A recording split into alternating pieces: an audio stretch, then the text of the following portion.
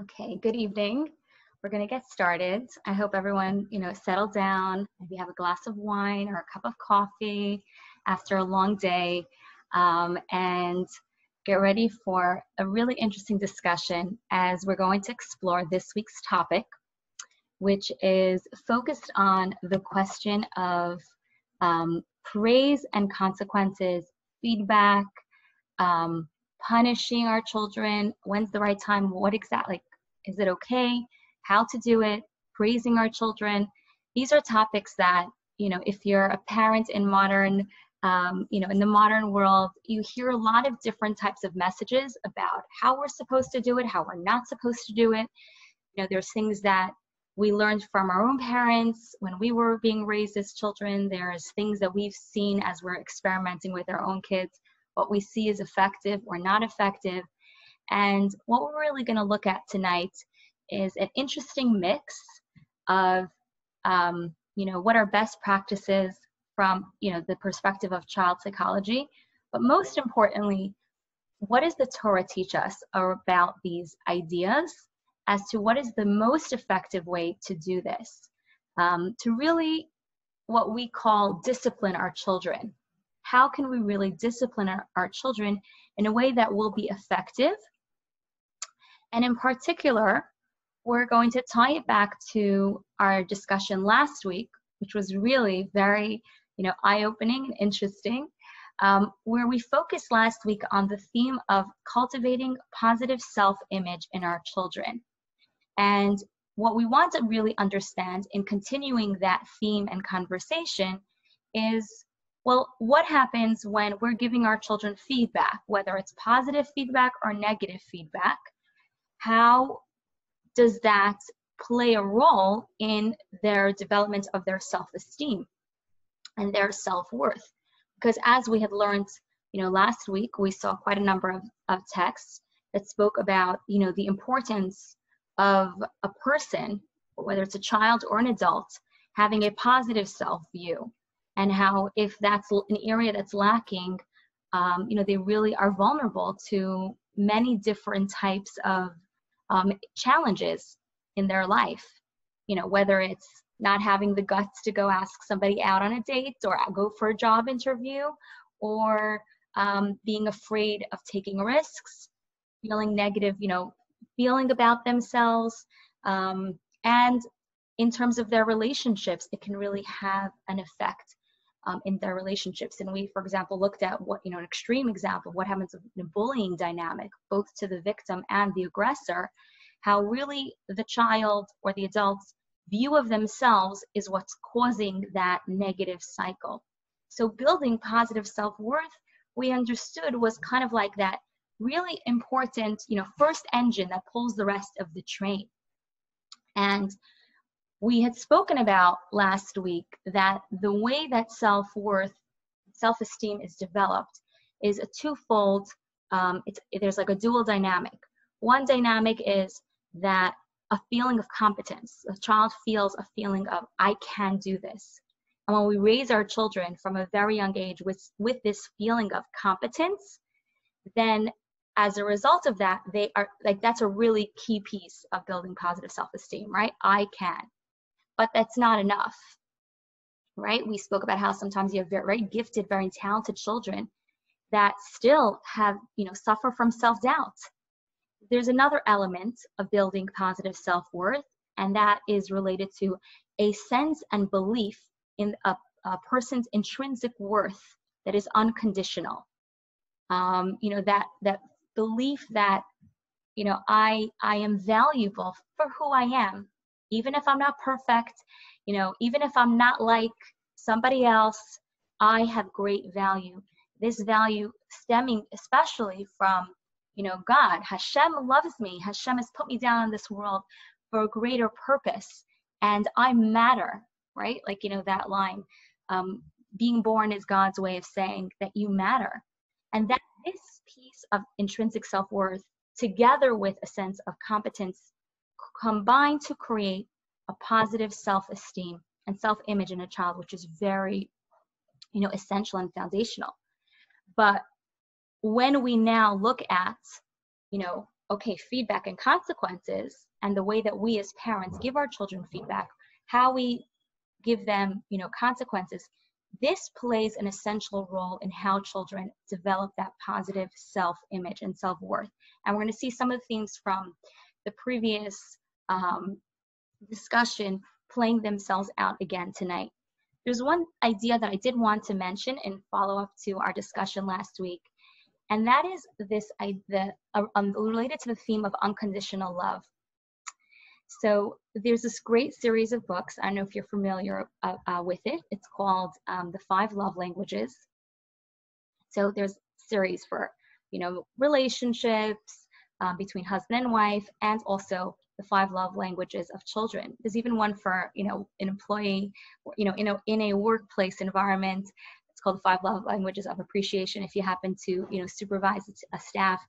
But in terms of the 5 love languages for children, what they explain is that children process, and this applies also to adults, process love in 5 different ways, depending on their love language.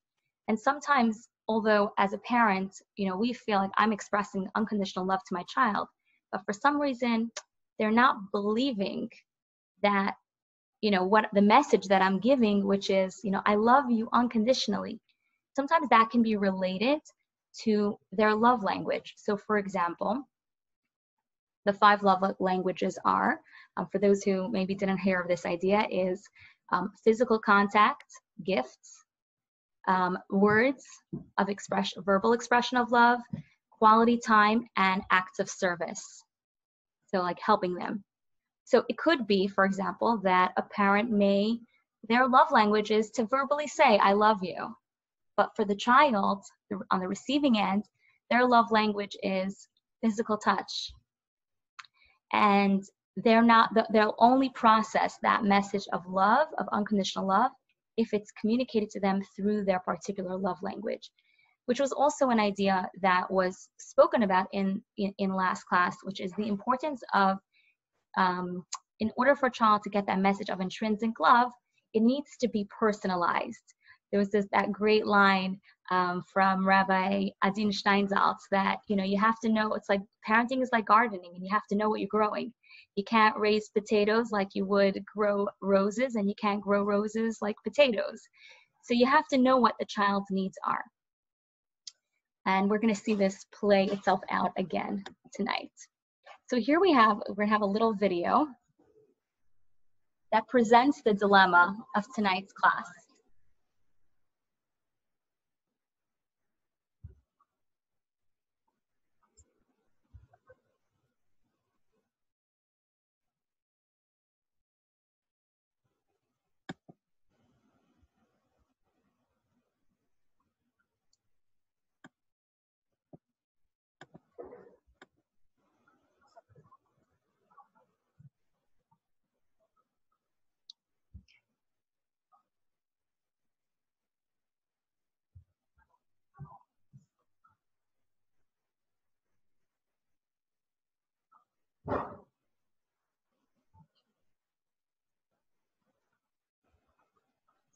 Honey, there's no sound. You can't hear it?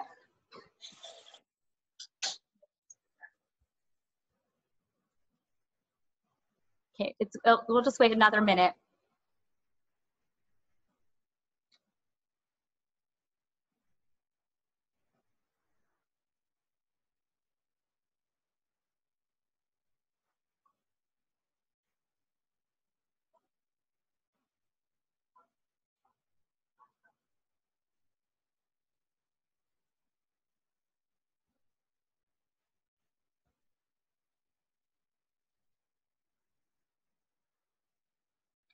So if you weren't able to hear the sound, basically what you hear is, dad's perspective. He's describing how his kid comes home from, soccer camp, and everybody with a trophy. And at first he's like, wow, congratulations. And then he finds out that everybody got a trophy. And he's like, this doesn't sit well with me.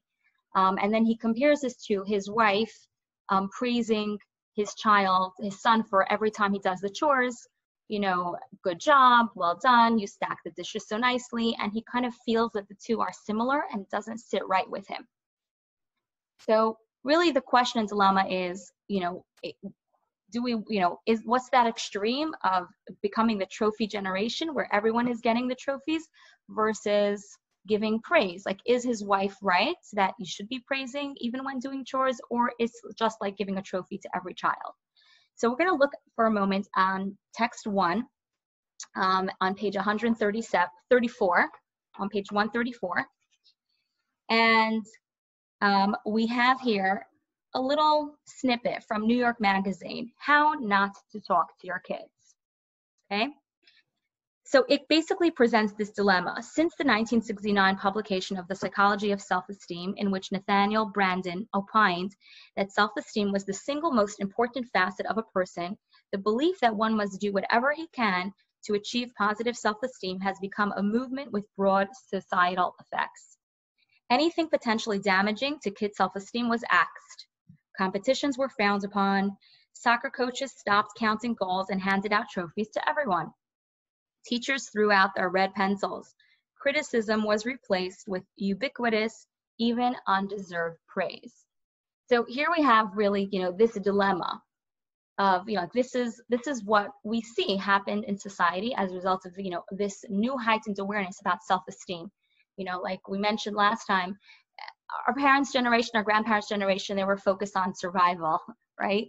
They focused on the physical needs. And in Maslow's hierarchy, the idea of cultivating self-esteem and addressing emotional needs and self-image comes later. So we are now in a different generation, and our children are growing up in a different generation where those needs are really important.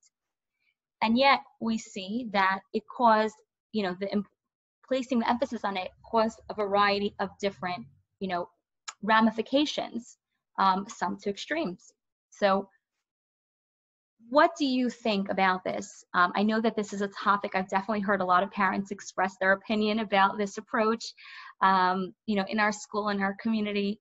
And really, I guess the question is, does praise and reward foster healthy self-esteem, and does criticism inhibit it?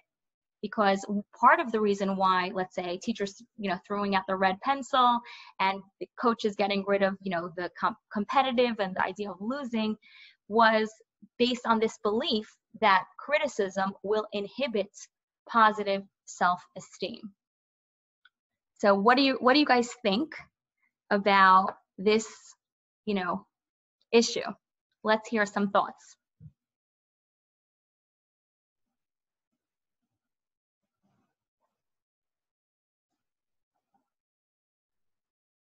Everyone's gonna be shy tonight. I personally think that participation trophies make the kids weaker.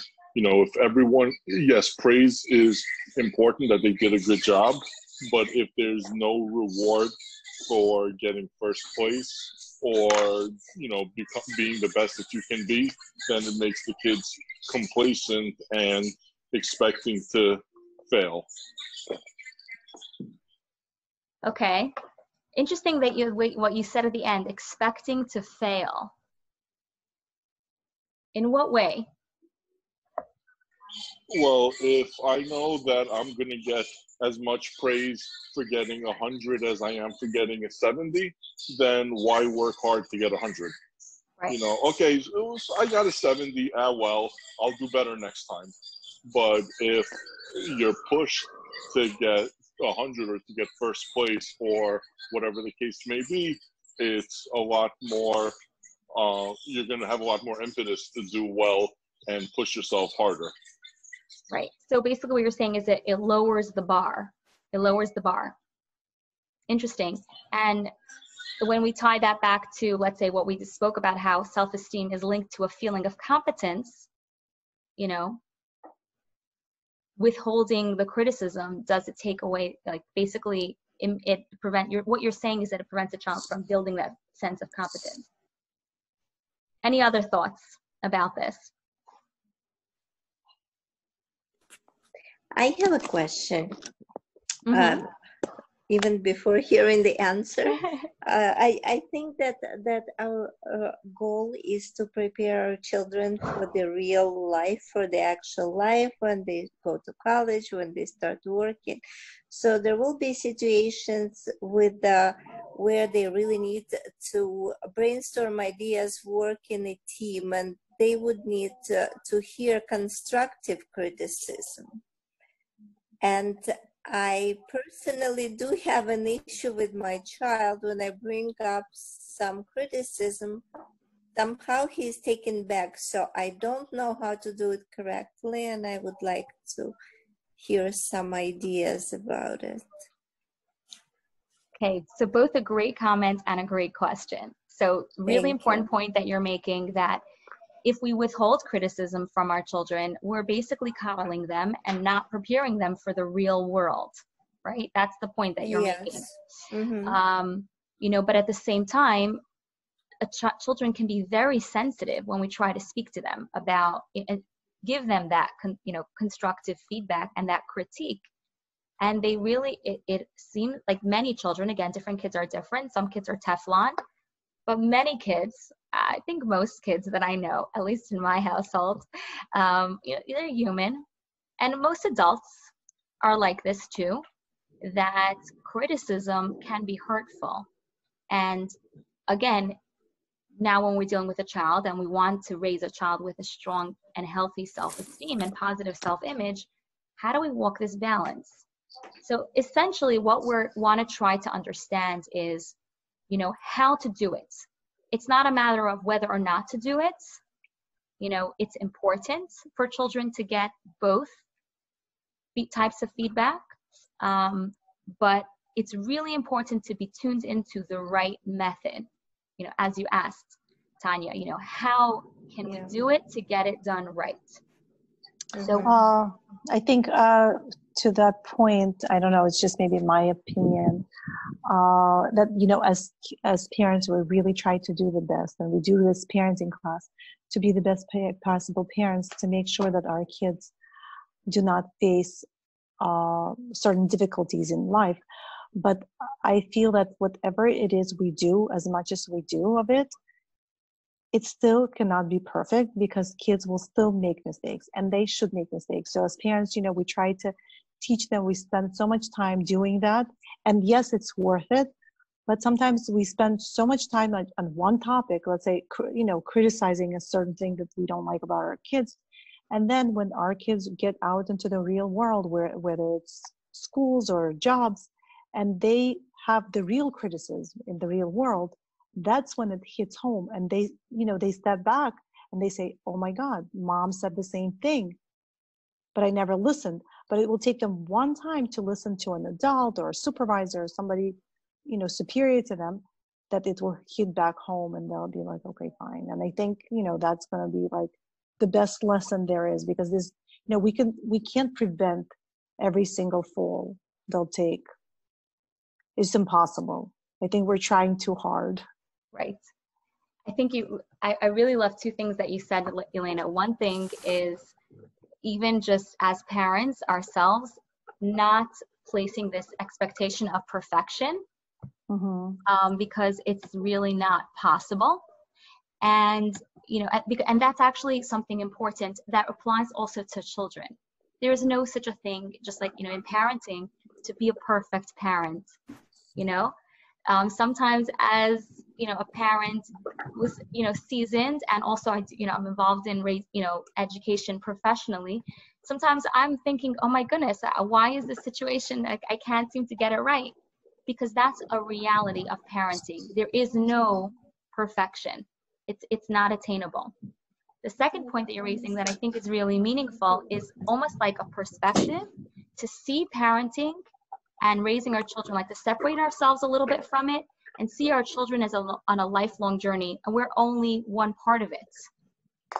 And there's many different elements that, in their life, that they're on their own path, that they will learn through their own life experiences.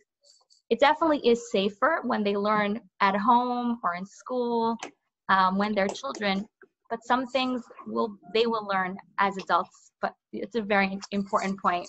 And I think they'll appreciate us much more if they do, encounter those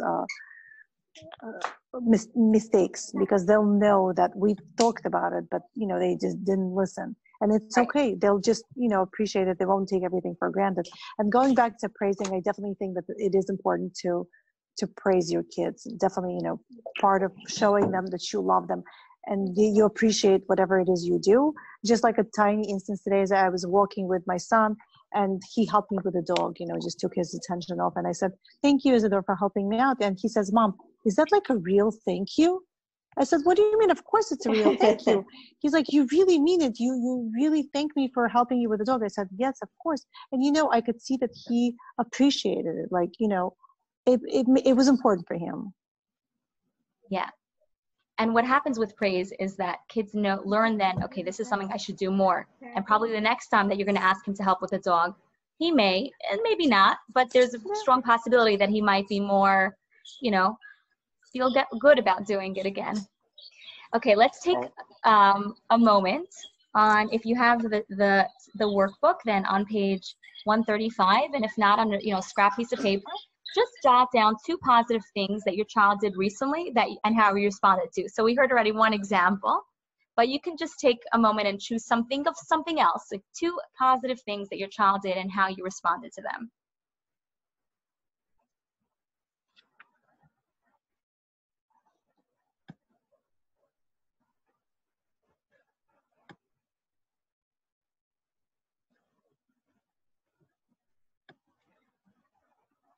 Okay. So just have this in mind. We don't have to share, but just it's good to think about it. Now, what we want to understand is praising children. Yes, I think it's understood that it's important. There is also there are more effective ways to praise children that we can learn. That, like, when we're praising children, what would be a way that really will help them build themselves and grow as a person? So let's look at a few examples of different types of praise that a child may hear, okay? So we're on page 136 if you have the book in front of you. And think about how might each of these impact a child's self-image. Okay, so here's one. "You're so smart. I'm very proud of you." What kind of impact might that kind of comment have on a child's self-esteem? Would it have a positive effect, a negative effect, or a neutral effect? Again, we're trying to understand a lot of this in context of children's development of their positive self-image. Here's another one that a lot of times kids will, you'll hear adults tell children, "Oh, you're such an angel. You're a tzaddik. You're the best." What would be the impact of a child continuously hearing these words on their self-image? Or here's another one. "You did a great job. Just look at how perfect the work is." What's the impact on a child hearing that praise? "You worked really hard. That's wonderful."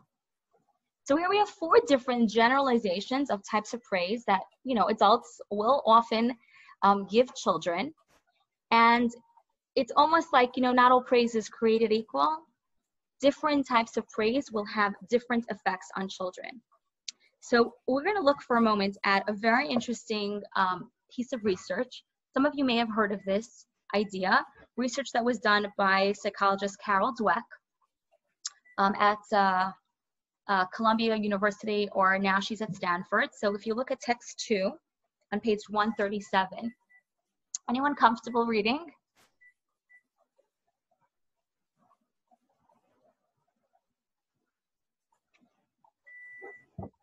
Okay, I don't mind. I'm confident. I can read. But if anyone at any point feels like, all right, I'm happy to be a reader, you can let me know before we read the next text. So we're looking at text 2. So basically, for a few decades, it's been noted that a large percentage of all gifted students, those who score in the top 10% on aptitude tests, severely underestimate their own abilities. So this was something that was observed. And we actually noted this in last class, how another psychologist had commented that basically many children who are very gifted tend to have a negative self-view and don't really believe in their abilities. So what basically this, research was trying to understand this phenomenon. When parents praise their children's intelligence, they believe they are providing the solution to this problem. So we keep telling our kids, oh, you're so smart, you're so smart. We think that maybe this is how we're going to get our children to believe that they are smart. According to a survey conducted by Columbia University, 85% of American parents think it's important to tell their children that they're smart.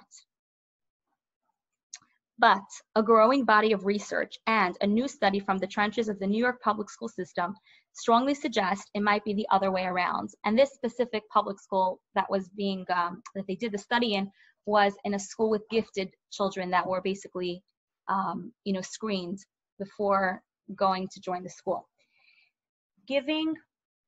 Strongly suggest it might be the other way around. Giving kids the label of smart does not prevent them from underperforming. It might actually be causing it. So for the past 10 years, the psychologist Carol Dweck and her team at Columbia studied the effect of praise on students in a dozen New York schools. Her seminal work, A Series of Experiments on 400 fifth graders, paints the picture most clearly.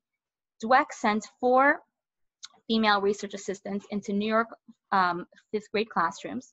The researchers would take a single child out of the classroom for a nonverbal IQ test consisting of a series of puzzles. Okay?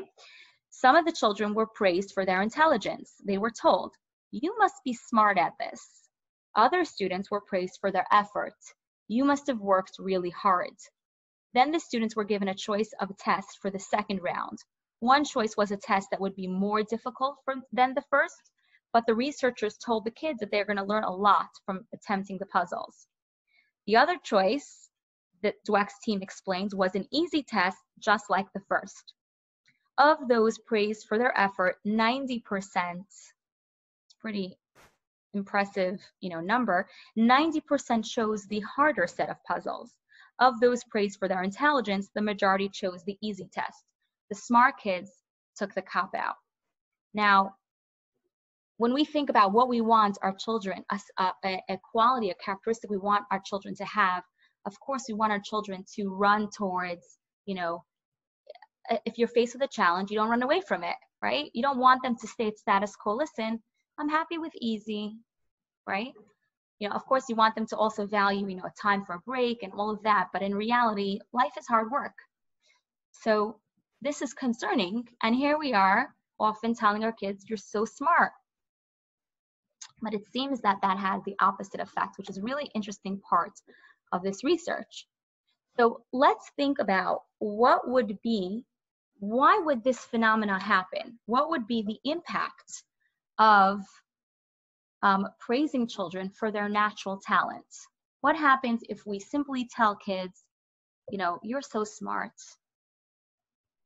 which is not necessarily something that they did, but just came naturally to them. And this is basically what Dweck and her team, came to realize. Anyone have any thoughts about what would be the impact? Like, why would this be an issue? Yes, there is a very fine line between blowing up a child's ego and kind of emphasizing that he has ability to achieve something with his mind while he's working hard, and he can do anything he decides, but he has to put effort into it, and look how great the result is. Right. And that fine line that you described is essentially the key distinguisher of what's good praise that helps build a child and what is praise that actually stifles a child.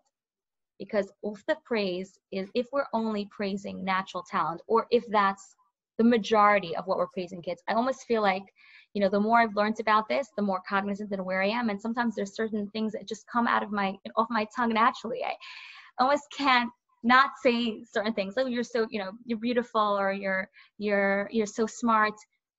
But it's about what are we doing? And that's true in general about parenting. What are we doing more often? What is the child hearing most, right? So when the child is hearing only praise for their natural talent, then yeah, one aspect is it can create an inflated ego. It also creates in a child, basically, we're praising the thing that they don't really have control over. It's not really something that they're doing. So they become, what's interesting is they almost become overprotective of it. And they're afraid to do anything that would maybe damage this, smartness. So if, for example, they were to take the harder test and they wouldn't do well at it, then they're not smart anymore. And they don't want to risk that. They don't want to risk appearing stupid, because their entire self-esteem and self-image and what made them feel good, right, that glow, came from being smart. So that is one of the main reasons why children it actually inhibits them. Another element of this, which is tied to what we were describing before about self-esteem being a very important part of positive and healthy self-esteem, is that the child believes that their self-worth is unconditional and they have intrinsic worth. But when we link their talent to their worth, then again, this basically, the outcome is that they begin to believe that if I'm not this, then I am unworthy. And I don't want to do anything that would perhaps put that image of either beauty or whatever the talent is or smartness at risk.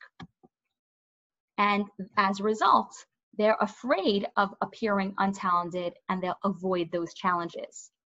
The other outcome is that they're going to start to feel inferior to anyone who they meet that's more talented than them. Now that is such a shame, because we will always encounter someone who is smarter than you or more talented than you. And in fact, it's actually a good thing.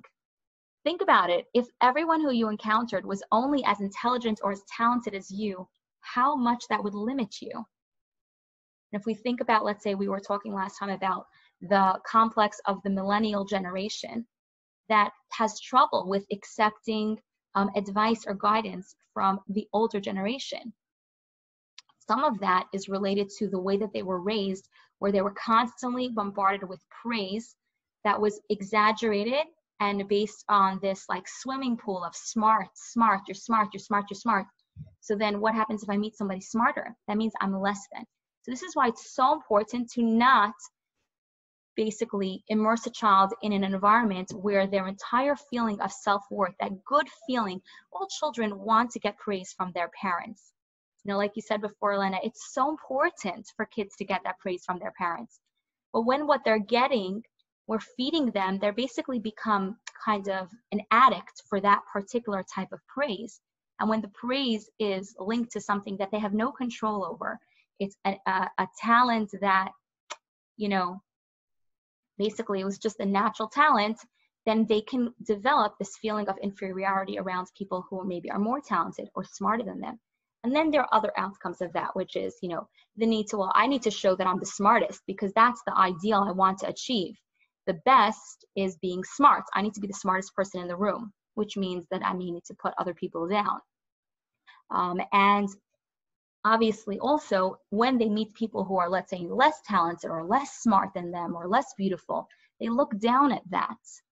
Now, the ironic thing and the sad thing about all of this is that natural talent is just a God-given gift that was given to you as basically a tool to achieve your life journey. And if we see our life as a journey, a mission, like there's something we're meant to achieve and contribute to the world and to society while, during our lifetime, a talent is a tool that God gave you.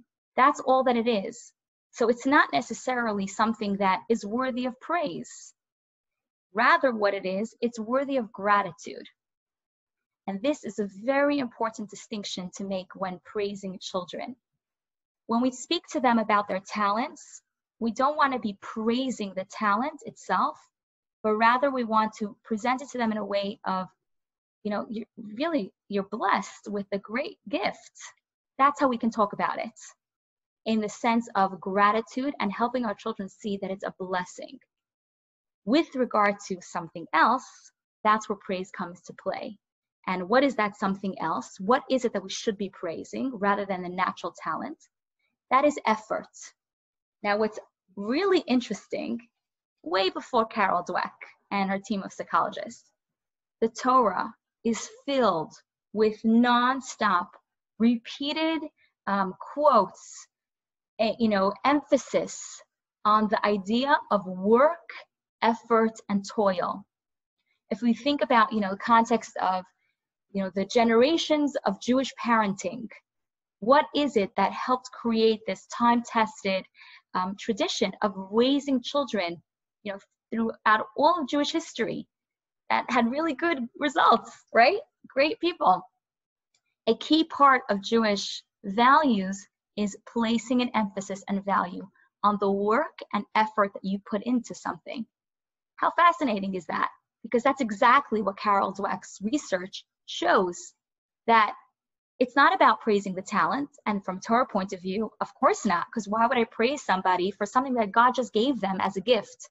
I'm not going to praise you for the fact that, let's say if somebody gave me, a gift of, I don't know, a beautiful piece of jewelry, you might comment, oh, that's so nice, it's so beautiful, wear it in good health, but you're not going to praise me in any way.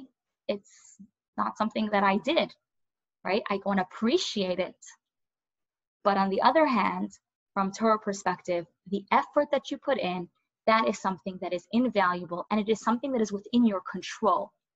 And you can use it and exercise it in every and any situation that you're in. It's not something that potentially can be limited. Some people are more intelligent than others. Some people happen to be more attractive than others. Some people are more talented in one area and less talented in another area. It's limited, but effort is not limited.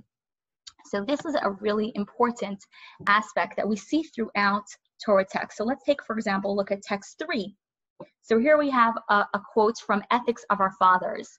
This is from Mishnah, Pirkei Avot, and Rabbi Tarfon says, it is not incumbent upon you to finish the task, but neither are you free to absolve yourself from it. This is such a powerful phrase. Basically, what Rabbi Tarfon is saying, that you're not responsible to necessarily finish it completely, whatever it is that you're doing. However, you're not free to say, I'm done, and I can't, I'm absolving myself from this work. What we see in this text is that the Torah values the effort and the process that goes into trying to achieve a goal, even if in the end you don't get a chance to finish it. It's not only about productivity and the final product, especially what we were speaking about before in terms of parenting. As a parent, exactly like you said, Lena, you don't always get to finish the result because your child grows up and you try to give them as much as you can, you spoke to them as much as you can, you try to help them work on their character as best as you can, but they were still a child. At a certain point, they're going to go out into the real world, right? Their adult life, and they're going to make mistakes, and they're also going to have successes. And they're going to continue, they will continue their own work of their own personal growth because they're their own unique person. Like we are living our own lives after we grew up and left our parents' home, and we're working on ourselves independently. We certainly have taken with us all of the life messages that our parents told us, but we are now living our own adult lives, and our children will do the same. So we don't get to be, as parents, the one that finishes the work.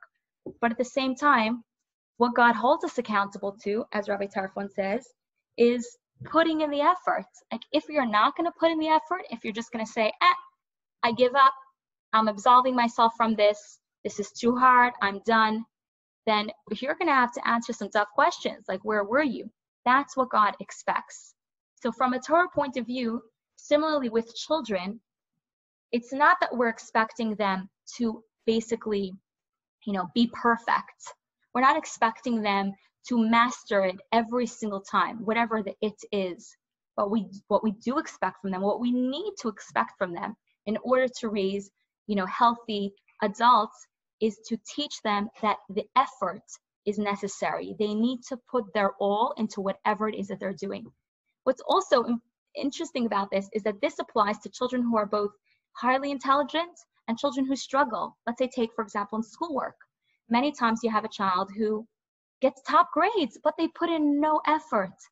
You know, this child is just as much at risk as a child for whom schoolwork is challenging. Because for this child, for whom it's all easy, there will come a point when it's going to be difficult, and they will be unprepared because they've never yet learned the importance of putting in effort.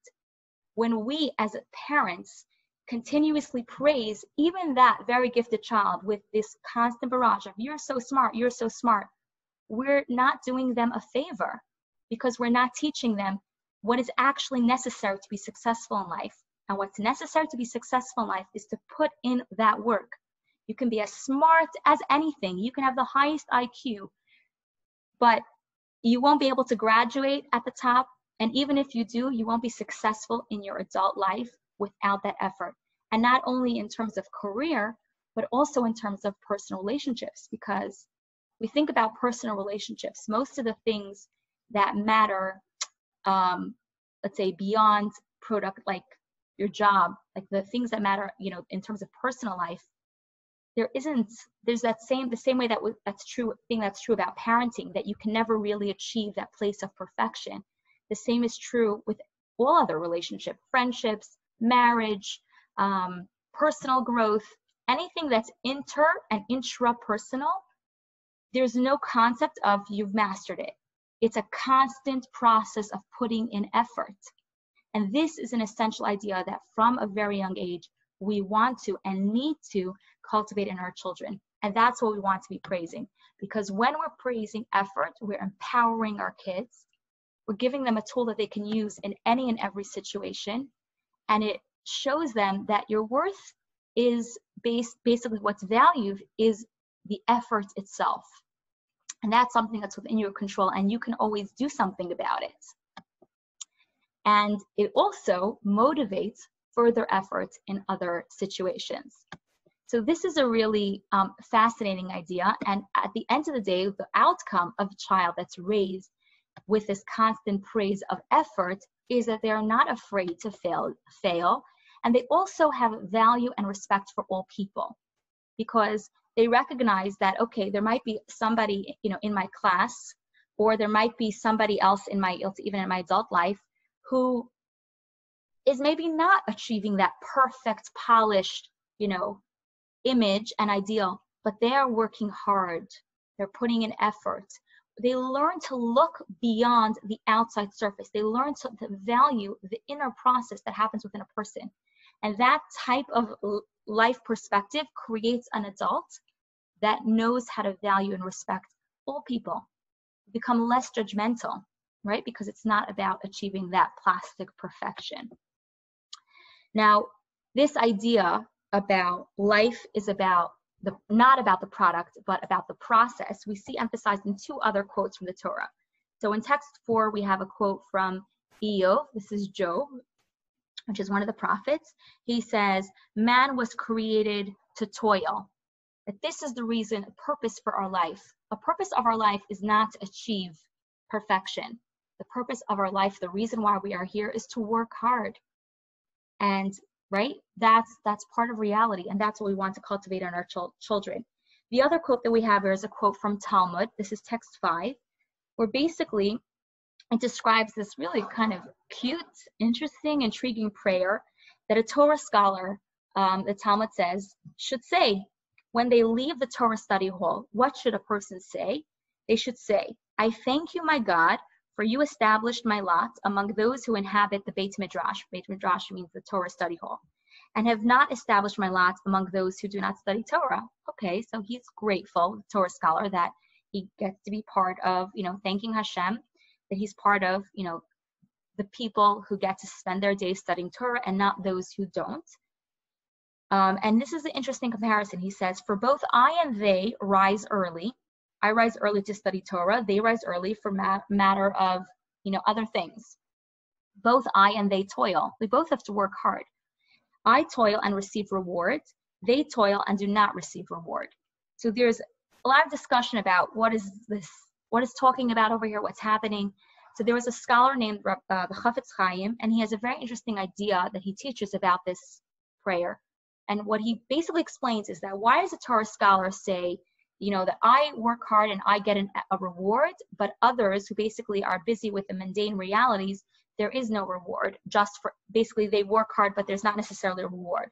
And what the Chafetz Chaim explains is that in the world of Torah study, because the focus is on effort and not the end result, the product, so therefore, like, no matter what I do, as long as I'm working hard and I put in the toil, then I will get a reward, I will get results.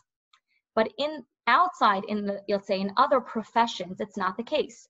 You can have, a seamstress that tries to make a dress. They work on it for 3 months straight.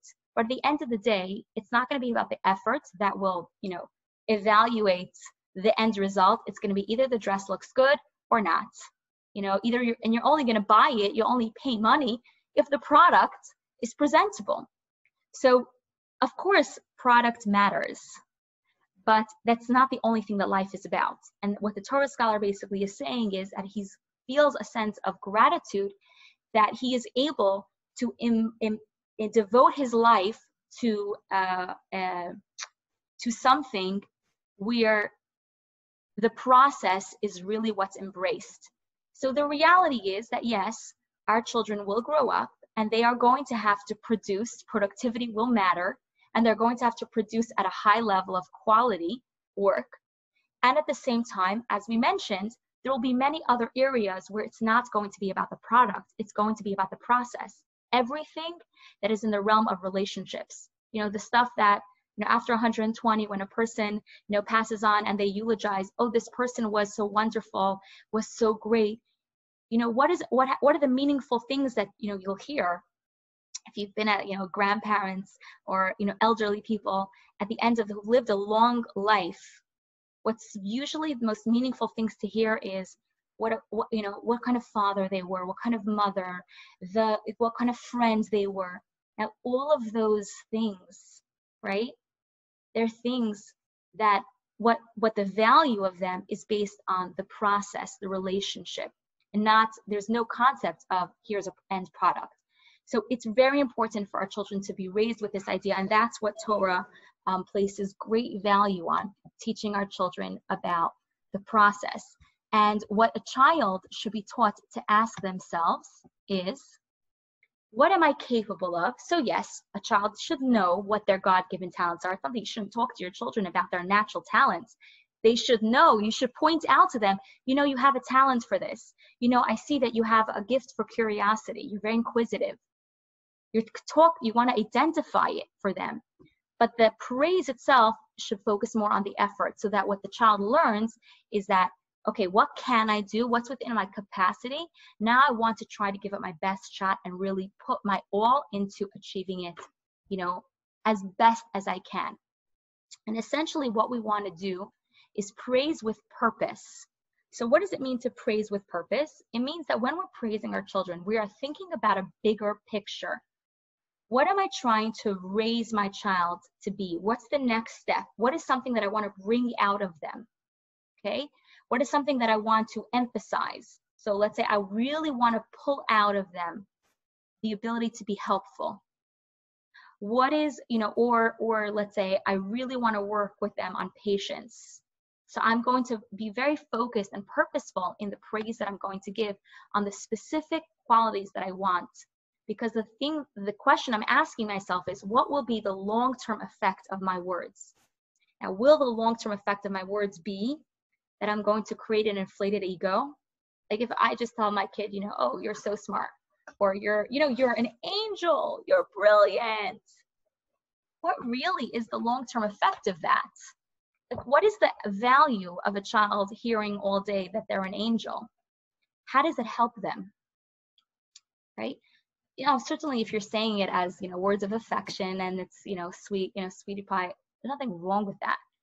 But again, it can't be the only thing that they're hearing. So we have to ask ourselves, what is really the long-term effect of our words? What is it that we are trying to accomplish? Okay? And here's an interesting way of putting it. What is the meta message? Because our children walk away from everything that we say. And when they hear us, for example, praising a specific attribute or specific behavior, they hear it. And they will know that this is something that I should continue. And they will know, most importantly, this is something that is valued by my parents. One of our main kind of objectives here is to pass on values to our children, right? Raise our children in such a way. That's what Avram did. Avram and Sarah, the first Jewish parents, they inculcated in their children specific qualities. That's what we want to try to do. So we're thinking about long term. I have a long-term objective here. It's not just about this moment, about making my kid feel good and creating good self-esteem. Self-esteem is not ego. Healthy self-esteem is not an inflated ego. We're not trying to boost their ego. In fact, the opposite. Judaism sees ego as really not good, because the moment, you know, a person operates from a place of ego, then they're not a giver. They're not, you know, devoted to making the world a better place. They only care about themselves. We don't want to raise kids who have that inflated sense of ego. We want to raise kids who are a mensch, who have good character traits. So we do need to praise them. Praise is a really important tool that we have to get them to that place. But that goes back to praising with purpose. So I might praise a specific character trait. You know, you were helpful. You know, you helped me with the dog, you helped me with the dishes. But that's the purpose of it, okay? So these are all very important points. The other point that's very important to make is about praising our children honestly, okay? Because what happens when we don't? And this is something we'll sometimes do. Kid will bring, you know, a drawing to us and it's really not good, right? Or they're gonna play a musical piece to us and it's, you know, you can barely hold yourself through it. What do you do in a situation like that? Because if we lie and we just say, that was beautiful, when it really wasn't, it can really have a damaging effect on child, right? It can actually hurt their self-esteem. Either, you know, because they'll think they're so great and then someone else will point out to them like, that really was bad. And it can really hurt them. Or they might, you know they don't sound so good, or they know it's not so great. And when you're kind of like over exaggerating the praise, it makes them think like, wow, I must be really so, my parent really believes that I'm so fragile that they, you know, they can't tell me the truth. It also can compromise the effect of future praise, because they might say, let's say the next time when you're going to praise them for real, they'll be like, they don't really mean it. Just like they told me that that piano piece was so beautiful. And like, you know, parents have to say that, but it's not really true. And it also teaches kids that it's okay to lie. So let's now revisit the exercise that we had done in the beginning. Let's look back at some of the quotes that are often used as praise for children, that adults often use when praising young children. And let's evaluate them now based on the lens of what we've learned and what we've been talking about. So let's start with the first one. You're so smart and I'm very proud of you. So based on what we've been discussing, how can we look at this and reevaluate whether or not this is a form of praise that is helpful in developing children's healthy self-esteem? So based especially on Carol Dweck's work, we see that what we're talking about is when we're praising children's natural talents, you know, being born with intelligence, this is not praise that's, you know, that's helpful. It doesn't, it really basically essentially hinders them and limits their view of themselves. And while we certainly should and, you know, bring to our children's attention their God-given talents and how lucky they are and the blessings that they have in their life, the things that, the tools that God has given them to be successful in their, you know, in their life's journey. But this form of praise, although sometimes it can be hard, you know, it comes off of our tongue naturally, you know, it's okay to use as an affirmation, you know, my darling, you know, my smart cookie, but it's all about how often we're using it, the frequency with which we are drowning our child in this, you know, this praise. It's not productive. It doesn't help the child. So no. Let's look at another piece of praise. You're an absolute angel. You're the best. So what happens when we use this type of terminology with a child it creates this inflated ego, this inflated sense of self. And to be honest, there's nobody that's an angel. There's nobody that's the best. And when a child hears this feedback, it basically sets an expectation or an assumption that that's the ideal. The ideal is to be perfect. The ideal is to be an angel. It's to be the best.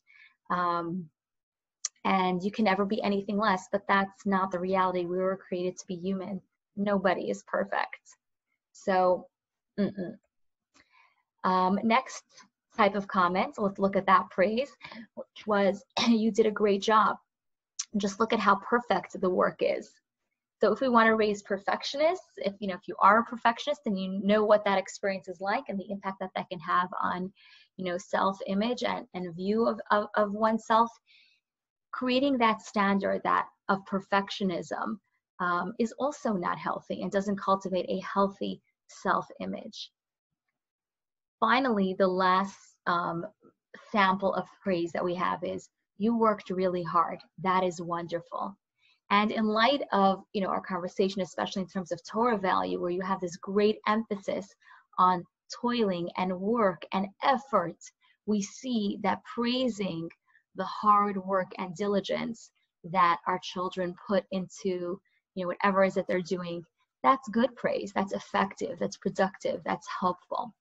And essentially, to summarize all the different ideas that we've been talking about, here are some tips and guidelines for praising children. Okay, number one is praise the efforts. Okay, talk about what they've invested into whatever it is that they've been doing. Praise with purpose. Think about the long-term objectives, the goals. What is a specific character trait that I'm trying to help my child build? What is it that I want to reinforce? And praise with that intent in mind. Praise strategically. So, for example, if I want to bring out of my child more of that quality of helpfulness, then I'm going to specifically praise every time that they're helpful. If I want to pull out of my child generosity or compassion, then when I see those characteristics in my child, I'm going to praise that.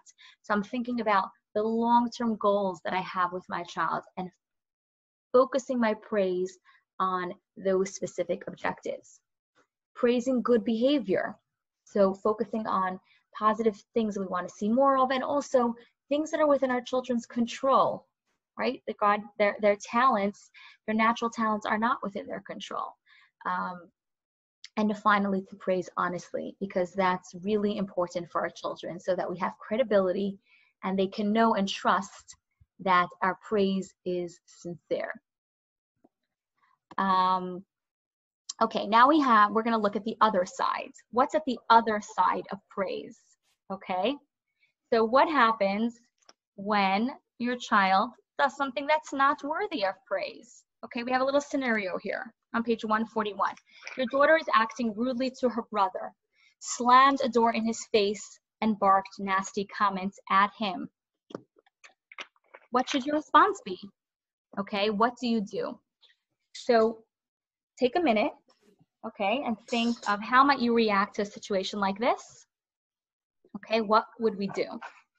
And we're going to look really, I think, to go back to our initial question of what's the Torah approach and the right way to reprimand a child. Okay, so here's just a cute, little joke. I'm sure you've heard it before. The sole purpose of the child's middle name is so he can tell when he's really in trouble, right? And we do this all the time with our kids. When the second we use their full name, we mean business, right? Kids know it, we know it. You can hear it when your spouse uses it. Like, this is for real. So what were to happen if in that scenario, you wouldn't respond? So let's take a minute and look at this. What message does a child get when he or she misbehaves and you don't express your disappointment or you don't enforce a consequence? What happens? They feel that it's okay and they can continue to behave in said manner. Okay, good point. Anyone have anything else? Any other outcomes or messages?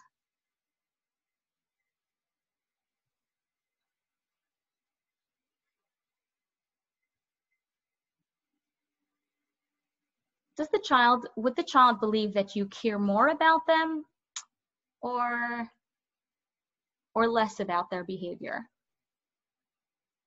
Less, Why? because you're not paying attention to them. This goes back to the story of two friends that meet up at like a party or something, and one is complaining that she has to go home early, and the other one, because of curfew, and the other one is like, you don't know how good you have it. My parents don't care where I am, when I come home, anything like that. So you're lucky that you have parents that care for you and make sure that you're home by curfew. Right? Apathy and neglect make a child feel neglected, right? So a lack of response make a child actually feel less cared for, like my parents can't be bothered. It does, or they think that, it doesn't matter. What I did doesn't really matter. It's not that big a deal. Okay, so that's one message that kids can take away. They can take out of it a message that you don't care, right? You just can't be bothered, or you're too exhausted, you're too distracted, you just, you don't have the time or patience to deal with the child. Sometimes a child can feel like basically that you've given up on them, that you believe that it's really not going to help. Now, when kids do something wrong, they know. They're waiting for that parent's reaction.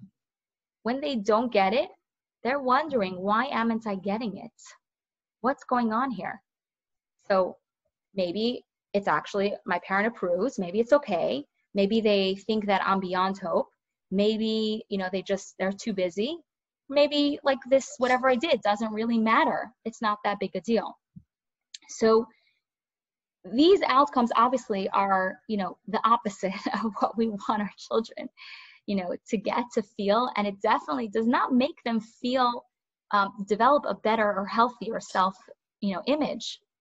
So withholding the disappointment or withholding the consequence is also not effective and not healthy. And at the same time, we want to do it in a way that's right. So to help us understand this, there's a very, very interesting, quote, not from Tevye. Before we get to Tevye's quote, there's a quote in text 7. This is from Amos, another one of the prophets. And he says, basically, it's like speaking from God's perspective. He's commenting about the fact that the Jews have experienced a lot of trials and tribulations throughout their history, a lot of suffering. So he says, again, from God's perspective, only you did I love above all the families of the earth. Therefore, I visit upon you the consequences of all your iniquities. Iniquities meaning basically things that you did wrong. So what Amos is basically saying is that the truth is that when Hashem's basically kind of looking at the Jewish people with a magnifying glass and really examining their actions, decisions, and maybe giving them some suffering, it's coming from a place of love. It's such an interesting perspective of how Amos looks at this, that this is an expression of God's love to the Jewish people because he's our father and he sees, us as his children, but as Tevye comments and he says, I know, we are your chosen people, but once in a while, can't you choose someone else?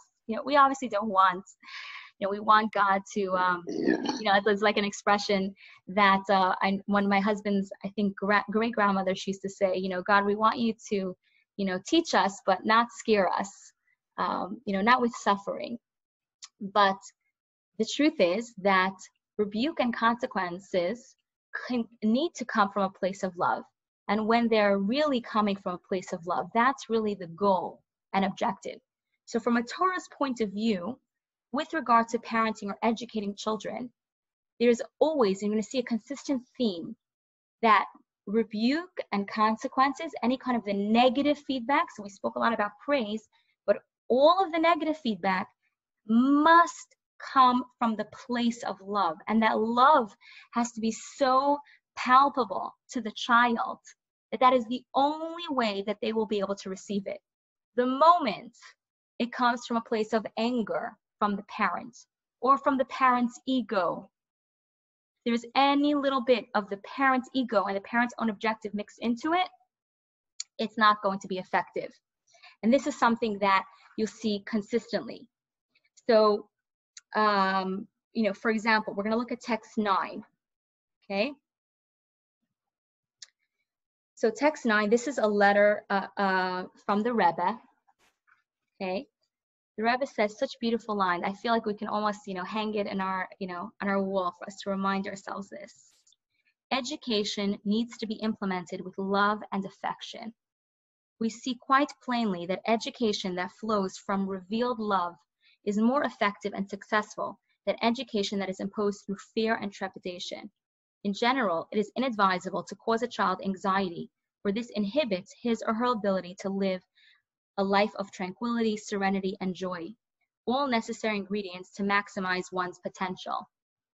Now, what's interesting is what we also see is there's a fascinating contrast that's brought in the Midrash between Moshe, who was, you know, the father of the Jewish people. We call him Moshe Rabbeinu, Moshe, our teacher, and another prophet that lived at the same time. So there was another non-Jewish prophet. His name was Bilam, and he came to curse the Jewish people. But when he came to curse the Jewish people while they were in the desert, the first words that came out of his mouth were actually praise, words of praise. If you're familiar with the prayer Matovu, that first line actually came from Bilam. It's praise complimenting the Jewish people on, you know, how beautiful and good their tents are and their homes, and, you know, how they conduct their, you know, personal life. So in contrast to that, while Bilam came and said this praise, Moshe repeatedly throughout the Torah is quoted as reprimanding the Jewish people constantly. He's pointing out, you know, this is what you need to do, and if you don't do this, like, you know, or expressing just kind of like this rebuke. And what this teaches us is that, you know what, Moshe, who clearly devoted his whole life to the Jewish people, who loved the Jewish people unquestionably, he was the one who was in that position to speak to the Jewish people about how to be better. And the reason why he was able to do that was specifically because he was coming from a place of love. And when our love is so clear, so unquestioning, visceral, it's just very felt and sensed by the child, then they are only in that circumstance will they be able to take in what the rebuke and guidance that we need to give them. So a really important piece that we have here is that first and foremost, before we're going to do anything with our children in terms of giving them rebuke, we must make sure that we are coming from a place of love. And sometimes that means taking a pause in ourselves as parents, because we have to ourselves, and this is so hard to do, because when we see the child do something wrong, our instinct is for our ego to come up first and to go to that place of like, how could they? What were they thinking? You know, my child, I can't believe my kid did this. But we have to learn, and this is the work of parenting, the work of working on ourselves, to put that aside and focus on the child, and that connecting to that place of love that we have, and that whatever words come out of our mouth next come from a place of love. So here are some practical tips. Tip number one, do not react in the moment. Because if you wait even a little bit, even whatever, it can be a few seconds, it can be a few minutes, it can even be later that day or later that week. Just waiting a little bit of time, what happens is that your child will be more receptive, so you're able to speak to your child in a time when they can actually listen. Because, you know, typically when people, you know, there's actually a quote in the Torah that says that a person would not do the wrong thing unless a spirit of folly, of foolishness entered them. So when they did something wrong, something overcame them. Either they were being foolish, they weren't thinking, or some emotion took them over. Anyone who's thinking clearly, you know, you're usually okay. So when you're going to try to talk to the child in that moment, they're not really listening. They're not able to hear you out. And waiting that little bit will result in them being more receptive. The other really, even more important part is that you are going to be able to provide a much better and more effective response. Because Okay, so to go back for a moment, what happens is that when we wait that little bit of time, it gives us a chance to better formulate for ourselves the right words to use and to really think through what our objective is. So for example, if if we're coming from a place of that our emotion, then we're not really choosing our words carefully. And we're certainly not able to explain to our child in a very thoughtful manner the right reasons for what the right thing would have been to do in that situation. Now, to be clear, there's two aspects here. Sometimes when a child does something wrong, there's something immediate that has to happen. Kids are fighting. So you have to respond to the immediate situation. Make sure everyone is safe, break it up. But we're talking about when we say don't react in the moment. Obviously, you have to react to stop whatever it is that needs to be stopped. Even let's say, for example, there's a story that is told of a chassid who he describes how when he was a little boy, he was in a mischievous move and he went into town and he basically started breaking all the windows of the store shops. And he was redheaded and I guess he was very active and wild. And his father, someone came to him and reported to him, there's a redheaded kid that's going around town and basically wrecking havoc. And there were not that many redheaded kids in town that would do such a thing. He knew exactly who it was. And basically he came and he got his kid and his son described how he never saw his father so angry. He could see that his father was angry.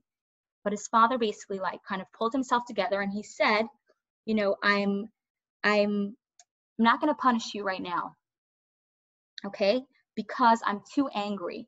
And the Torah forbids, and this is actually one of the laws in the Torah, that a parent may not punish their child in a state of anger. And he said, because I'm not allowed to deal with this in a state of anger, I'm going to wait.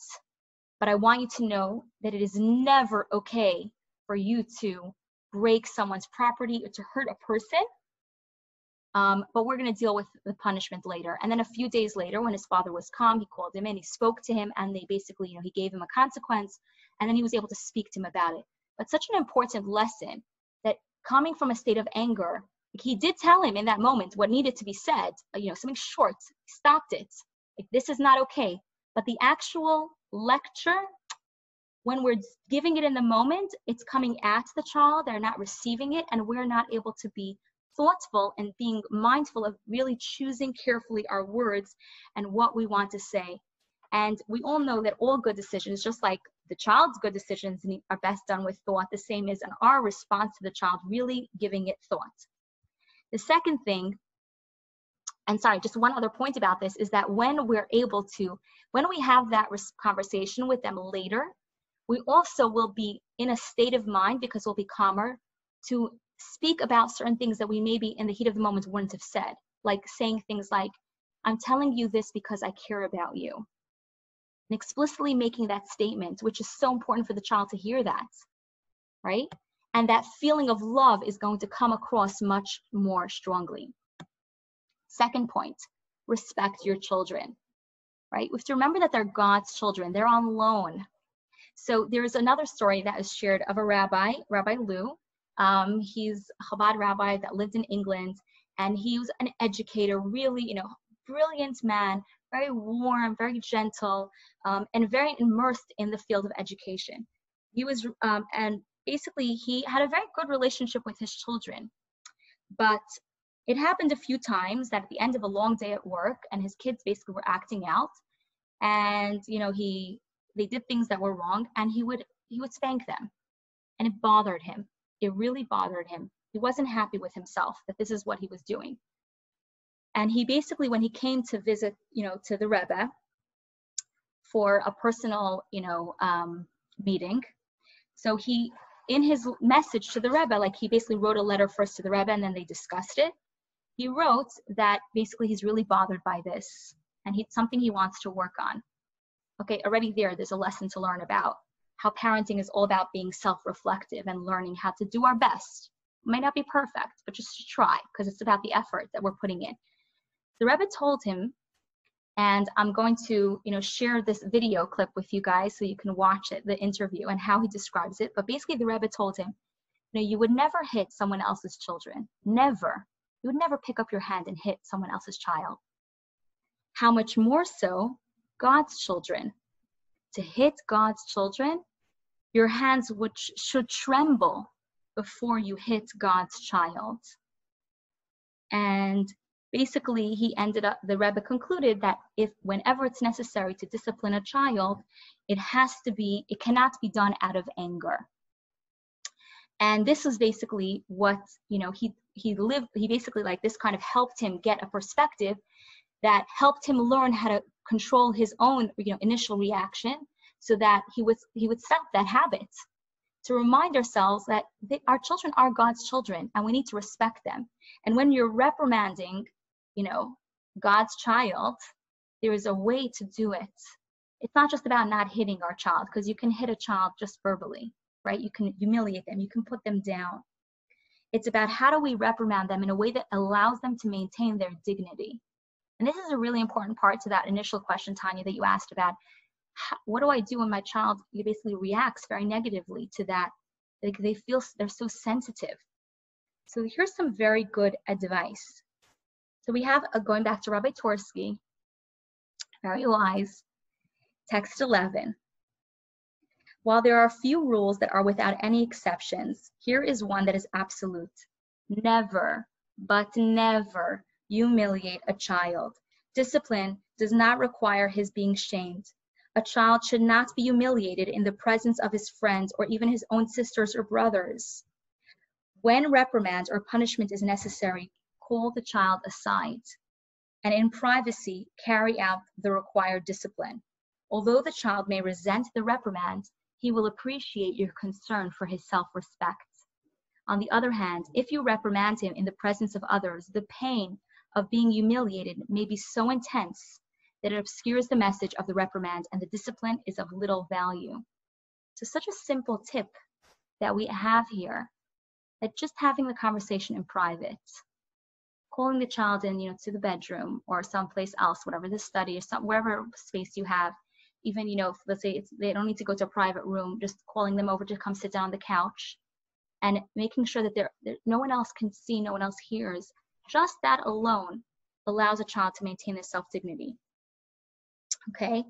And basically that we really don't need to use harsh or intense words. Just remembering that our children really are precious, right? They are God's children. We don't need to shame them or humiliate them. And we definitely should not discipline our children out of anger. Third tip is to speak up to your children. So this is something that I very much recall in my own childhood growing up. My mother and my grandmother would always have this phrase that they would speak to me constantly. It's in Yiddish, it's es passt nicht. So what it basically means is it's not befitting you. So let's say there was let's say something that I had done wrong, and they would say, es passt nicht. It's not appropriate, it's not befitting you. Or there was something, let's say, that someone else was doing and they wanted me to learn, like, that's not really appropriate, like, es passt nicht. And it's like this phrase that I would constantly hear. Now, what happens when you're raised with that is you kind of get this sense of, you're really better than that. You have a potential. You don't need to go down to that level. Like, speak up to your children. Trust your children. See them in a positive light. Come to them from a place where you see their greatness. And when you lift them up in this position, then they are more receptive.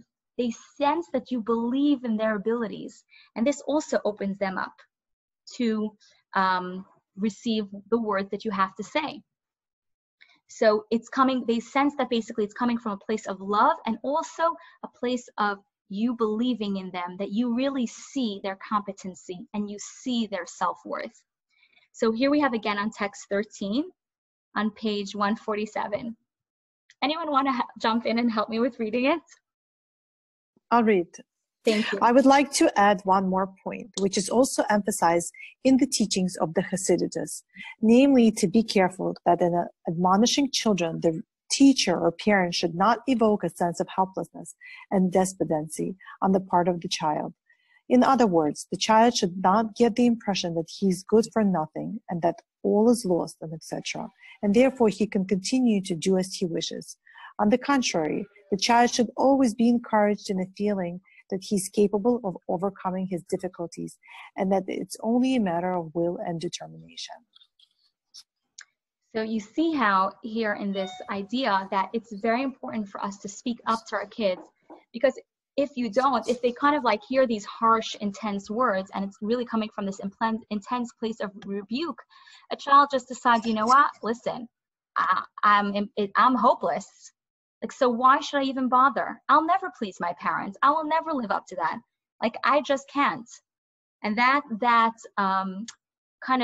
this also ties to this idea of trusting your children in the sense of, you know, giving them that space. Like, it doesn't always have to be that you tell them, here's what you did wrong. You can kind of like ask them, so what do you think you could have done differently in that situation? Trust that they are smart, that they can, that they understand, and also that you've raised them up until this point to really know. So it does not have to be this intense, lengthy lecture of admonition that is really dependent on you drilling into their minds how wrong they were, right? Trust them. Recognize their competence and their essential goodness and their incredible potential. There's another interesting quote, we won't get into it in detail, but basically which describes that, you know, it basically says that you shouldn't admonish someone who is basically a fool, but you should rebuke a wise person, because a wise person will take it in. Now, the twist on that is that it all depends on how you see the person who you're speaking to. If you treat them as if, you know, you're really smart, I'm going to tell this to you because I know that you're smart and I know that you're going to get it, they're more likely to hear what you're trying to say. And to always refer to the misbehavior and context of the child's greatness. Like, that's that power of that phrase, es pasnisht. You know, like, you're really, you know, you're a nice person. You're kind. I know that you're a kind person. So this little thing that just happened, you know, where you lost control of yourself, it's not befitting the person who you really are. And when a child hears it in that way, it really comes across very differently. So to recap, we have not react in the moment. And we know that these things are very difficult. It's not easy as a parent, right? But as we said before, it's not about being perfect. It's not about completing the task. It's about trying our very best to just do our best and then leave the rest to, you know, to God, and trust that, you know, in the end, trust our children. You know, they will grow up. They will learn the lessons that they need to learn when we've planted those seeds in their childhood. So not reacting in the moment, respecting our children, really speaking to them with sensitivity, with care, being careful not to embarrass or shame them or put them down, showing that we believe in them and to really speak up to them. And coming from that place, these are the three characteristics for loving and respectful discipline and reprimand. Now, if we go back to, let's say, that initial scenario of, you know, your daughter is acting rudely to her brother, she slammed the door, spoke to him meanly, you know, what would the response be? So if we go by these guidelines, you know, you have a really good framework. So firstly, obviously in that moment, you know, you break them apart. Okay, that's it, time out, chill. And then you can later have a conversation with her, not in the moment, after you've really thought about carefully choosing your words, and then you kind of sit her down and say, I want to just talk about what happened. I care so much about you and your brother, and, you know, it's not what happened and the way you reacted that, you know, that wasn't okay, and it's not fitting to you, because I know you, and I know how you can handle yourself in a situation like this. What could you have done differently, or what can you do differently? Or you don't even have to have the conversation, because sometimes that can also make a child uncomfortable. And you can say, I want you to think about how you can do this differently on your own. And I really trust you to give some careful thought to this, and that next time you're going to, you know, deal with it in a different way. Just kind of speaking to her privately and having that, you know, speaking up to her makes that difference. Now, the other final point that that ties this all together is we have two sides here. We have this praise, and at the same time we have the importance of rebuke. This is our responsibility. To go back to the very first class where we spoke about what as parents we have a responsibility. It's not about our rights or our legacy or what we want. It's really not about us, even though that may be really what drives a lot of what we do at first. But in truth, in the big picture of life, it's really about raising our children and setting them on the path towards adulthood and finding the right way to do it. So there's a very important idea that we are taught in the Torah about our forefathers. So there were 3 forefathers. First Jew, Avram. Second one is Isaac, Yitzchak, and the third is Yaakov. Now, between each of the 3 forefathers, the first one, Avram, he had 2 children. One was righteous and one wasn't. Avram was only focused on the path of chesed, of kindness. That was his life, his service, the way his temperament and how he basically lived his life was all about kindness, hospitality, generosity, right? If you know, like Avram's tent. But it didn't work 100%. He was basically one child he was able to really instill the right values on, but one child basically took some of what he taught, but many other things he was not able to pass on to his child. Then we have second forefather, Yitzchak. Yitzchak also had a righteous child, Jacob, and Esav, who was not, who was a murderer and a thief. Yitzchak represented the quality of gevura, which is strictness. He is very stringent in his view of the world and how he related to people in general. And that also was not effective, and it wasn't the right path to have only one extreme. The third of the fathers, Yaakov, Jacob, he was the only one who, it says, the way the Torah calls it is, his bed was complete. He had all of the 12 tribes, all of his children were righteous, every single one of them. Maybe they made mistakes and different things that they did wrong, but at the end of the day, they were all righteous, and they all devoted their lives to Yaakov's path and the values that Yaakov taught them.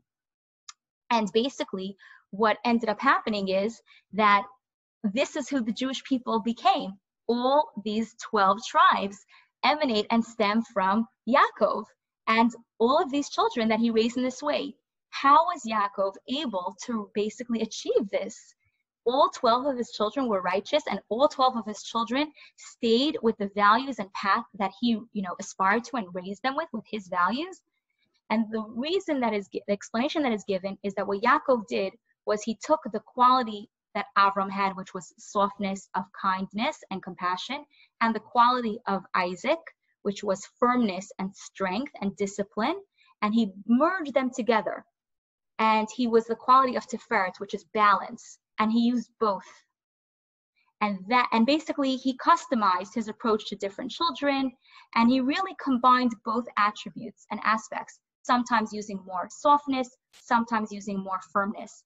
And as a result of that, he was successful. And therefore, Yaakov is that ideal parenting model of what we want to achieve. We cannot only praise our children, we cannot only rebuke our children, we need to find balance. And we're just going to read the final quote for tonight's class. It's text 16 on page 151. Would anyone like to read the last quote, last reader for the night? I'll do it. Which text? 16. There are no clear-cut rules with regard to successful child rearing, for all depends on the temperament that God granted the individual boy or girl. In some instances, it is more effective to proceed with a greater degree of firmness. In other instances, a greater measure of softness and pleasantness is preferable. For the majority of children, pleasantness and softness is the preferred path. So we see here, this is from Rabbi Moshe Feinstein, who was a great halachic and Torah scholar of, the post-war, era in America, and just really wise words, which models this idea of Yaakov, where it's important to some children need more of one, some children need more of the other, but generally speaking, most children need both.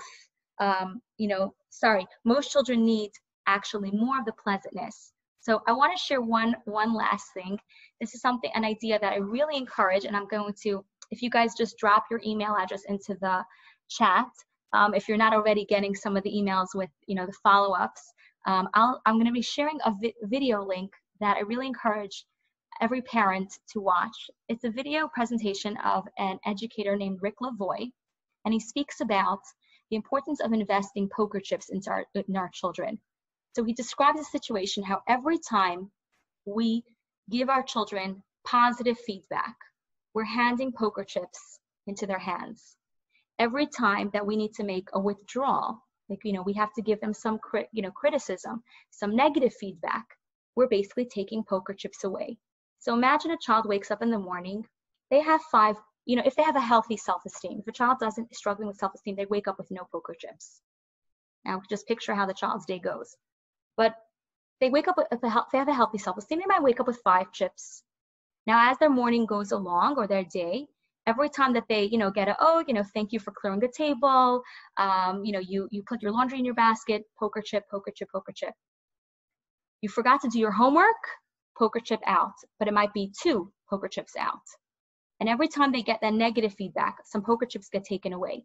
What's really important, and really kind of the main message, but I really encourage you to really listen to the full presentation, because it's very insightful and eye-opening in the way, understanding the way that we interact and communicate with our children, is that if we have not put chips into the bank, we can't withdraw. And if we're withdrawing when there's nothing there, then we result with basically overdraft, with a deficit. And that's when children's self-esteem is hurt. So as Rabbi Feinstein said, that yes, children need a balance. Children need more softness, some children need more firmness, but generally speaking, the preferred path is a path of pleasantness and softness, because we want to be sure that we're investing enough positive poker chips into the child's bank account so that if we need to make a withdrawal, there is from what to withdraw. We're not withdrawing from an empty account, right? Which can result in, negatives and deficits. And I leave you with this exercise that can really be insightful. 2 exercises. So one is just in general when thinking about basically praise and consequences that you're giving your children. So firstly, to focus when you're praising children on praising their efforts, and specifically try to be purposeful in the praise and feedback. We want to be thinking about what's the long-term takeaway. What am I trying to help? Like my big picture goal and my plan, that I want to use this praise as a strategic way to build my child in a specific characteristic. And thinking about the specific aspects when we're disciplining our children, to think about those 3 rules of loving, caring, discipline. So making sure that we are treating our child with respect, taking that moment to pause, not disciplining them in the moment, and then with regard to the first point, remembering that they're God's children, and thirdly, to speak up to our children and come to them from that place and within that context of greatness. Like you are worthy of of something more. And the second exercise, which is a little more challenging, is to actually keep a journal of the feedback that you give your kids. Record, obviously, times that you just make a little, it can even be tally marks. Times you're putting chips in the bank, times you're making withdrawal. And just having that little, running record, if you so again, the exercise is to really kind of keep that running record, and that will create, a certain sense of more self-awareness. Imagine if everything that we were saying was recorded. Think about how when, if someone's listening, how much more mindful you are with the words that you use. So it's just an interesting exercise to be more conscious of the tone that we're using, the words that we're using when we're giving our children feedback. So I think that's an interesting challenge and exercise. And next week we have our final class. And I really do hope that, if you haven't been able to join all the classes, you go back and get to watch some of them, because really they all together create, kind of a cohesive picture of what Jewish parenting looks like. For next week's class, we're going to be looking at that final picture, which is preparing our children, as we're moving forward and looking towards, Jewish adulthood, raising children who, are really prepared both for adulthood and also for living, a rich Jewish life, and thinking about, pulling together everything that we've been discussing over all these classes. So thank you for joining. Thank you for your patience. I know we really went over time. I apologize for that. And we should all have nachas. Don't be too hard on ourselves. It's never about, perfection. It's about the process and the journey. Thank you. Thank you very much. Thank Thank you. Thank you. Thank you, honey.